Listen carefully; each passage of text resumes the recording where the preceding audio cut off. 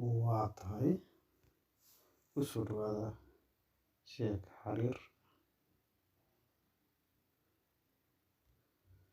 Waraabo ayaa ooyay.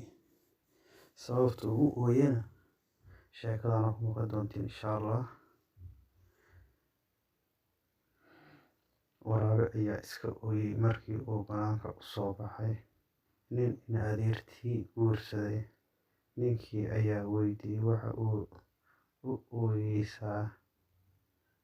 Waraabihii oo weli oohinta ku maqan ayaa si dirqi ah u yiri, doonyada wareersan, dagaalka saameeyay, haddana oohin ku dhuftay. Wuu iska ooyaa, haddana iska ooyaa. Naagtiisa oo ah ilma adeer isguursaday ayaa haddana soo baxday. Markuu isha ka qaaday ayuu iska ooyay. Haddana waraabihii oo haddana iska ooyay. Hinqasho ayuu ku sii darsaday. Naagtii ayaa salaantay oo tiri, uur ayaan leeyahay waraabow. Markaasuu waraabihii iska ooyay, haddana mar labaad iska ooyay. Madaxa dhulka dhigtay, hinqaaday sidii naftu inay ka baxayso oo kale. Wuu ooyay oo iska ooyay si tartiib ah. Jabadka u soo tibaaxay. Ninkii iyo naagtii cunuga caloosha ku jira isku cunay. Markaas ayuu haddana iska ooyay oo ilkaha kala baxay hilibka. Haddana soo xasuustay markii ay salaamayeen. Haddana iska ooyay oo iska ooyay.